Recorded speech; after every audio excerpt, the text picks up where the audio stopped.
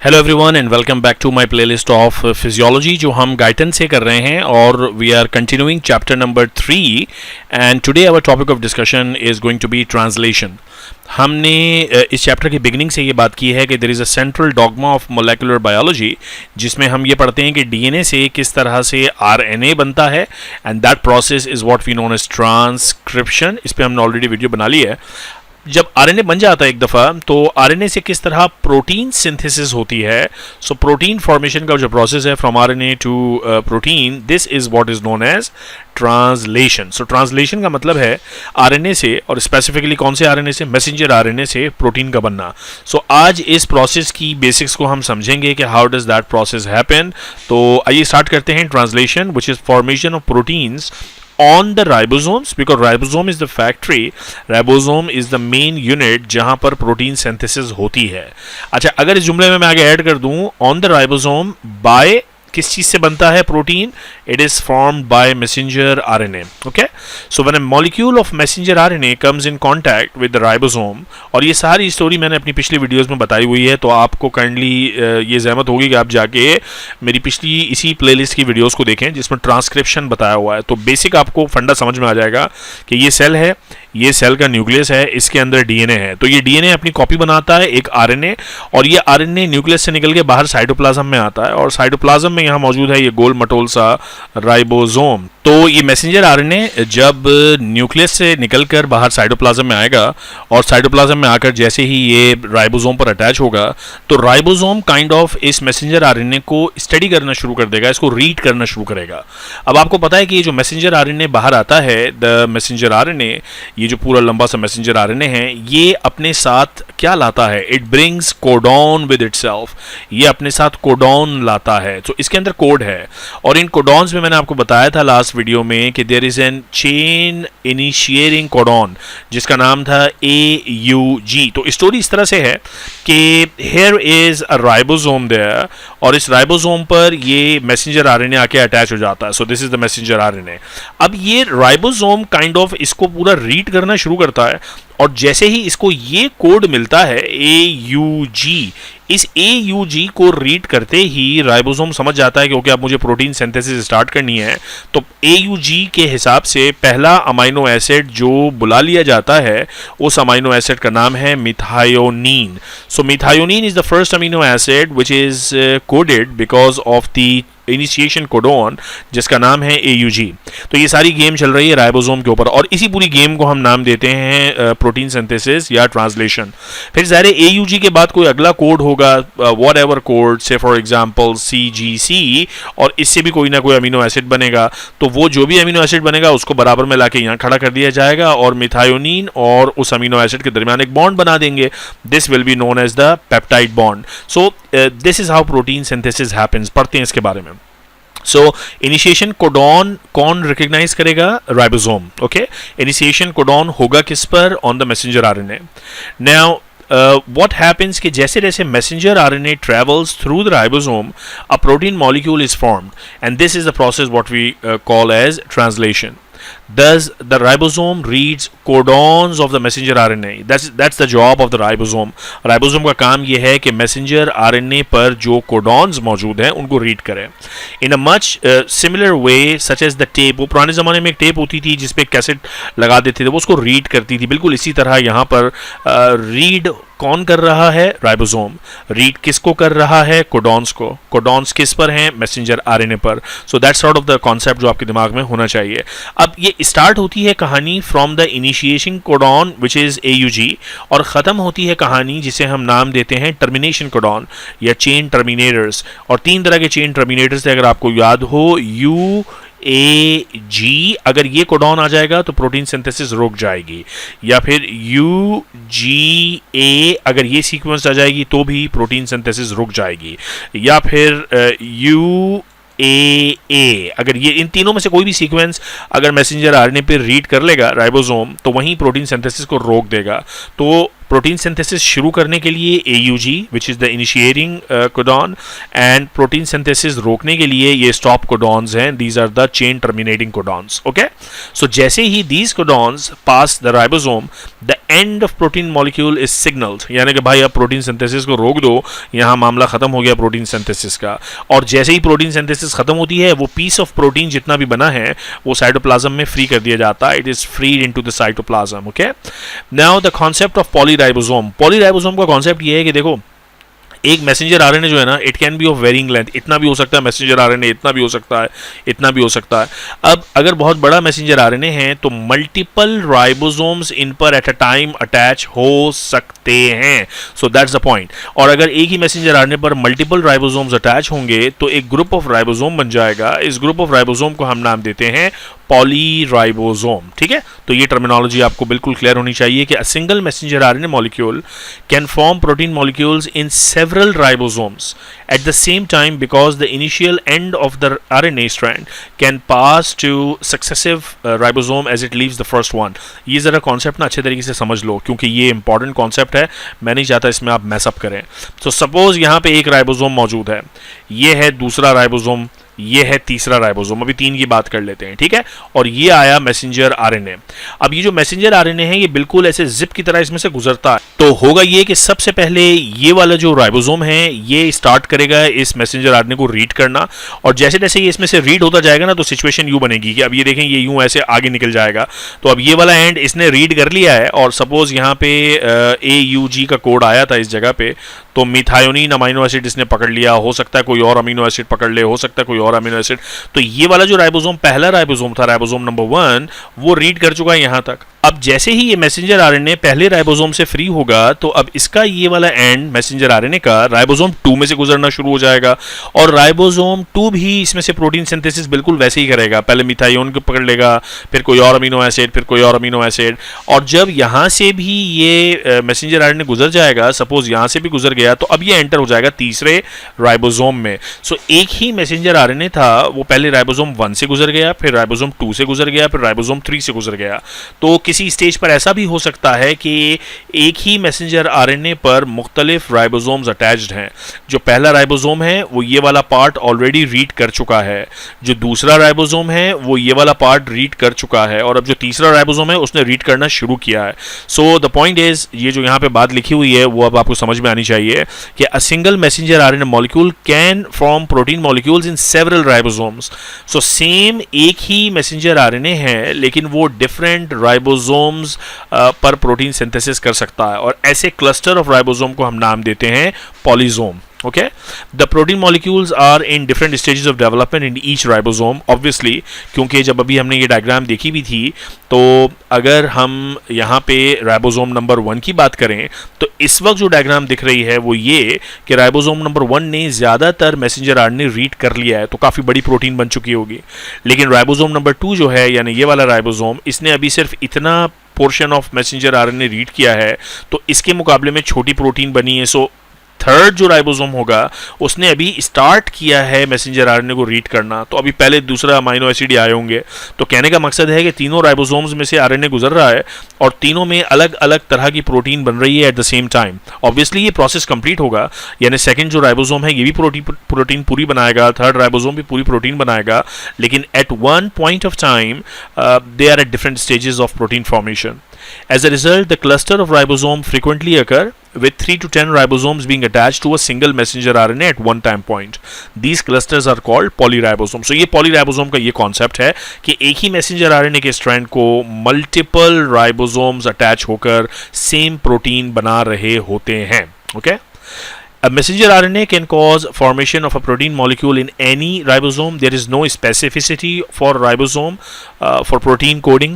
The ribosome is simply a physical manufacturing plant in which the chemical reactions takes place. ये बिल्कुल ऐसा है कि घर में अगर आपको प्यास लगी है और 3 ग्लासेस रखे हुए हैं और तीनों ग्लासेस बिल्कुल एक जैसे हैं, तो इट डजंट रियली मैटर कि आप कौन सा ग्लास पिक करेंगे और उसमें पानी पिएंगे, आप कोई भी उठा लें, पानी पी लें, द जॉब इज़ डन. बिल्कुल ऐसे ही जो साइटोप्लाज्म है, उस साइटोप्लाज्म के अंदर या बाहर बहुत सारे राइबोसोम्स होते हैं, दे आर ऑलमोस्ट आइडेंटिकल. तो जब मैसेंजर आरएनए बाहर निकलेगा तो ये जाके स्पेसिफिकली ढूंढता नहीं है कि मैं ऐसा मैसेंजर आरएनए हूँ तो मुझे वैसा राइबोसोम चाहिए, ऐसी कोई स्टोरी नहीं होती। कोई भी मैसेंजर आरएनए किसी भी राइबोसोम पे जाके अटैच हो जाता है और प्रोटीन सिंथेसिस स्टार्ट कर देता है। सो this is very non specific, ऐसे रिसेप्टर की तरह नहीं है। बास चीज़ों में ऐसे होता है ना कि एक पर्टिकुलर रिसेप्टर है, उसमें एक पर्टिकुलर तरह का प्रोटीन अटैच हो सकता है, ऐसी कोई कहानी राइबोसोम्स में नहीं है। Any ribosome can be utilised for formation of protein molecule. Okay, now the next concept, many ribosomes attach also to the endoplasmic reticulum.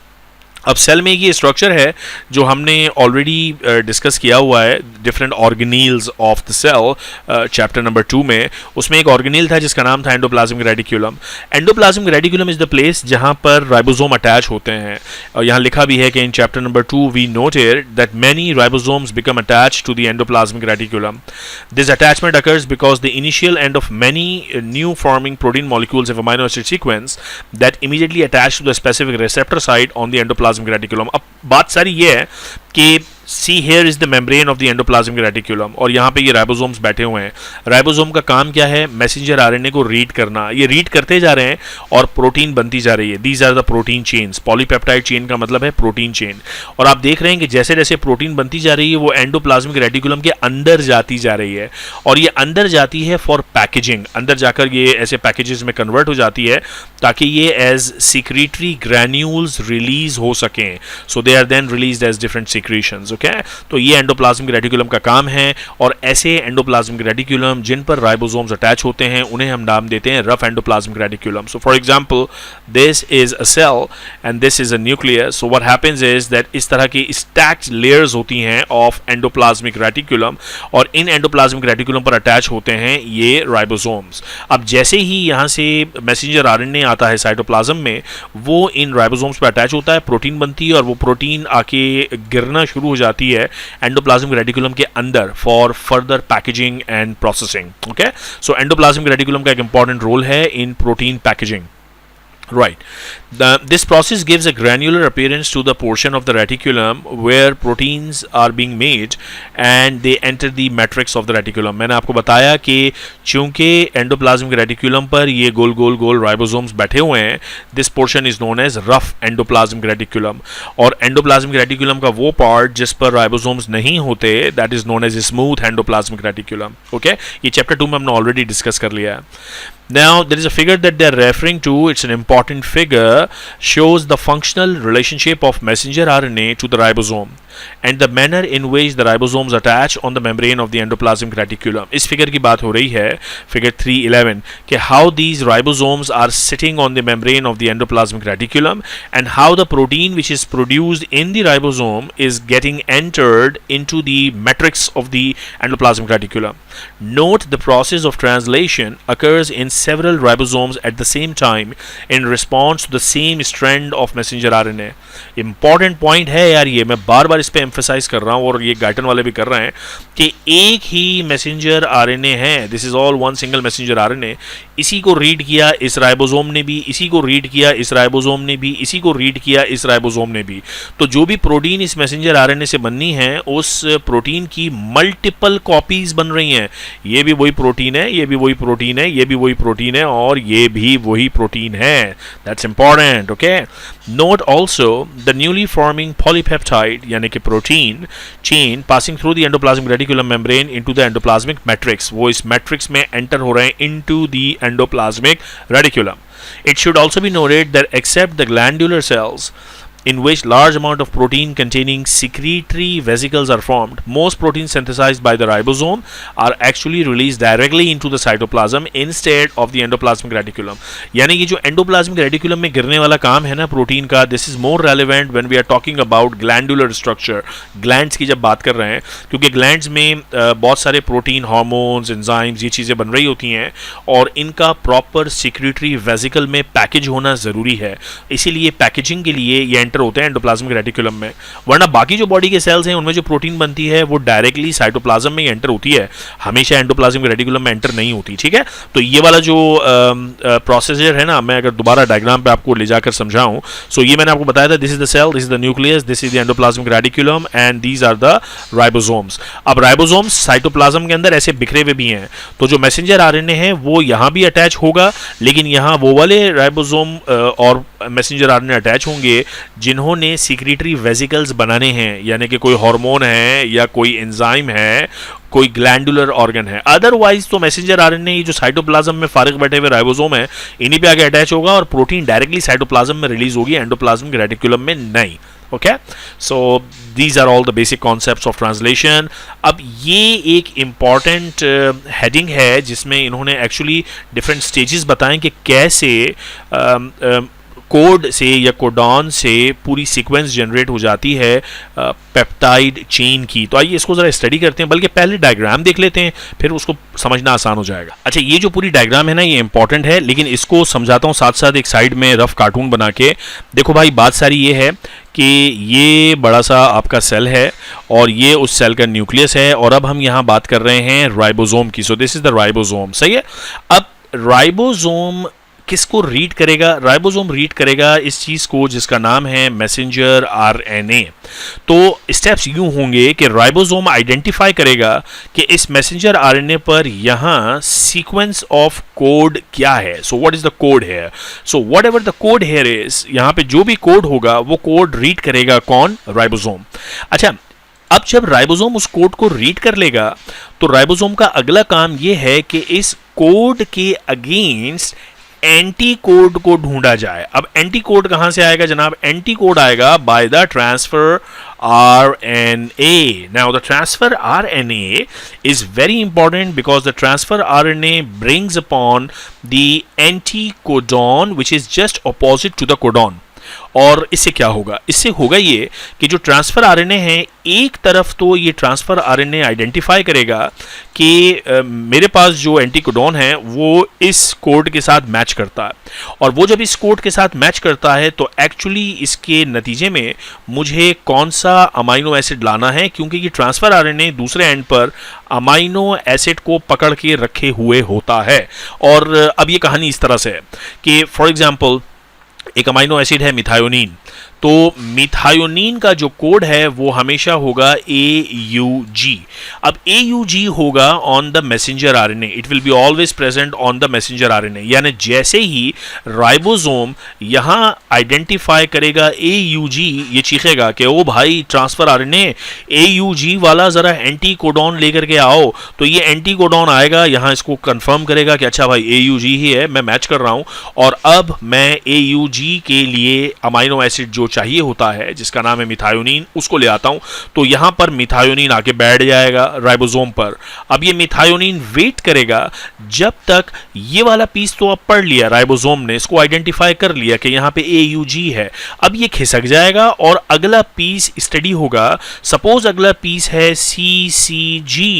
अब राइबोसोम कहेगा ओ भाई ट्रांसफर आरएनए किधर है, CCG वाला ट्रांसफर आरएनए किधर है? तो CCG वाला ट्रांसफर आरएनए भाग के आएगा, उसके साथ भी कोई अमाइनो एसिड लगा होगा और वो अमाइनो एसिड इस मिथायोनिन के साथ जुड़ जाएगा। इसी तरह ये फिर आगे खिसक के और आगे चला जाएगा मैसेंजर आरएनए, अगला कोड आ जाएगा, से फॉर एग्जांपल GGG अगला कोड है। तो राइबोसोम कहेगा ओ भाई GG वाला ट्रांसफर आरएनए किधर है? उस ट्रांसफर आरएनए के साथ भी कोई ना कोई अमाइनो एसिड लगा होगा और वो अमाइनो एसिड फिर यहाँ इस अमाइनो एसिड के साथ जोड़ दिया जाएगा। तो जैसे जैसे अमाइनो एसिड जुड़ते जा रहे हैं, प्रोटीन चेन या पेप्टाइड चेन लंबी होती जा रही है। So that's how it actually happens. ठीक है, तो जो हमारे अमाइनो एसिड्स हैं सेल के अंदर वो पहले ATP के साथ बाउंड होते हैं, और ATP के साथ बाउंड होने का पर्पस ये है कि उनमें से एक high energy phosphate bond in amino acids के साथ बन जाए। So this is actually an activated amino acid. Amino acids which are activated can be incorporated into the chain, growing chain. Okay, so amino acids हमेशा bound होते हैं with the AMP if they are supposed to be incorporated into the peptide chain. और ये amino acid bound होते हैं also with the transfer RNA, क्योंकि transfer RNA के पास मौजूद है एंटी कोडॉन, और ये जो एंटी कोडॉन है ये मैसेंजर RNA के कोडॉन के साथ मैच करता है. तो सपोज ये कोड हमारे पास मैसेंजर RNA पर है GCC, तो GCC एक पर्टिकुलर एंटीकोडॉन ट्रांसफर आरएनए के साथ बाइंड करेगा और वो एक पर्टिकुलर अमीनो एसिड को इनकॉर्पोरेट करेगा. तो पहला अमीनो एसिड आ गया AA1. इसी तरह ये सीक्वेंस चलती रहेगी. अब मैसेंजर आरएनए पे दूसरा कोड है UGU, ये एक पर्टिकुलर अमीनो एसिड को लाके यहाँ पे बाइंड करेगा. सो AA5 आ गया, इसी तरह AA3, और ये चेन पूरी आगे चलती चली जाएगी. तो स्टेप्स हैं, क्या क्या चीज़ें, आप इंग्रेडिएंट्स क्या क्या हैं, आपको प्रोटीन सिंथेसिस के लिए क्या क्या चाहिए और फिर उसके स्टेप्स क्या हैं. ये बात अगर समझ में आ गई तो मामला आसान हो गया. तो आपको क्या क्या चाहिए प्रोटीन सिंथेसिस के लिए भाई? प्रोटीन सिंथेसिस के लिए आपको चाहिए ये चीज़ जो कि मैसेंजर आरएनए है. प्रोटीन सिंथेसिस के लिए आपको चाहिए ये चीज़ जो कि राइबोसोम है. मैसेंजर आरएनए पर होगा कोडॉन. इस कोडॉन के साथ काउंटर पार्ट कौन अटैच होगा? Anti codon. एंटी कोडॉन किस चीज़ पर होता है? एंटी कोडॉन होता है ट्रांसफर आरएनए पर. ट्रांसफर आरएनए के साथ एक और क्या चीज़ लगी होती है? Amino acid. तो प्रोटीन सिंथेसिस के लिए आपको मैसेंजर आरएनए चाहिए, आपको मैसेंजर आरएनए का कोडॉन चाहिए, राइबोसोम चाहिए, एंटी कोडॉन चाहिए जो कि ट्रांसफर आरएनए पर होता है, और अमीनो एसिड चाहिए. ये सब चीज़ें अगर मौजूद हैं तो कहानी समझ में आती है कि जो भी कोडॉन होगा उसका एंटी कोडॉन वाला ट्रांसफर आरएनए यहाँ आ जाएगा और इस अमीनो एसिड को लाकर यहाँ खड़ा कर देगा, और जैसे जैसे more and more amino acids आते जाएंगे उनके दरमियान पेप्टाइड बॉन्ड बनता चला जाएगा. So that's what happens here. ठीक है.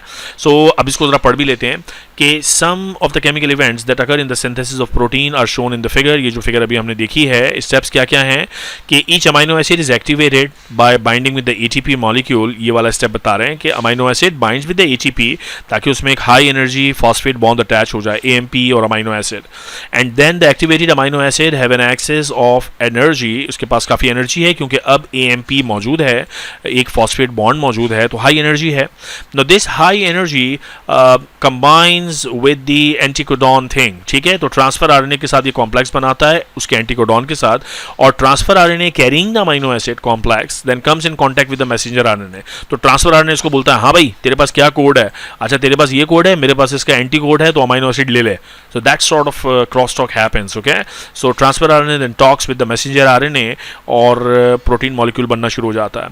Thus under the influence of enzyme, और ये सारा काम जो पेप्टाइड बन, मैंने कहा ना एक अमीनो एसिड आया, दूसरा अमीनो एसिड आया, तीसरा अमीनो एसिड, इनके दरमियान जो पेप्टाइड बॉन्ड बन रहा है, the enzyme responsible is peptidyl transferase.